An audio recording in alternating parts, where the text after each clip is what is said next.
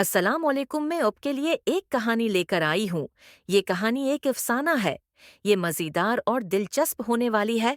चलें अब अपनी कहानी की तरफ चलते हैं। ये एक गांव की कहानी है, जहाँ एक किसान की बेटी अपने वालिद की खेतों में मदद किया करती थी।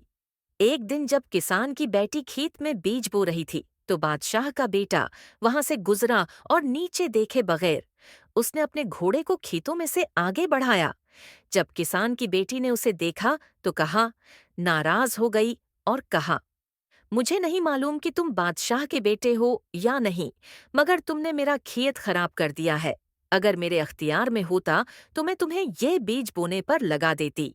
ये सुनकर बादशाह का बेटा गुस्से में आ गया और बोला, मैं भी एक बादशाह का बेटा हूँ। बादशाह के बेटे ने किसान की बेटी को गुस्से से जवाब दिया, मैं भी बादशाह का बेटा हूँ। अगर मैं तेरा 3 प्याली खून न पी गया तो मुझे बादशाह का बेटा न कहा।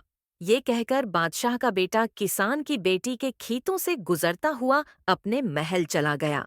महल पहुंचकर उसने अपनी माँ मलका से कहा, माँ, मैंने फैसला कर लिया है कि मैं उसी किसान की बेटी से शादी करूंगा जिसने आज खेतों में मुझसे ये जमले कहे।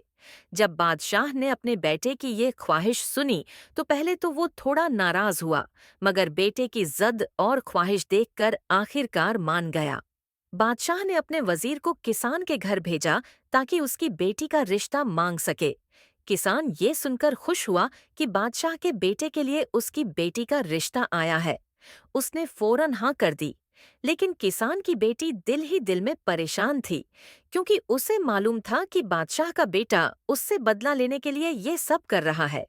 उसने अपनी करीबी सहेलियों को सारा माजरा बताया। सहेलियों ने उसे तसल्ली दी और कहा, तुम शादी कर लो, बाकी का इंतजाम हम कर लेंगे। शादी के दिन उसकी सहेलियों ने एक चाल चली।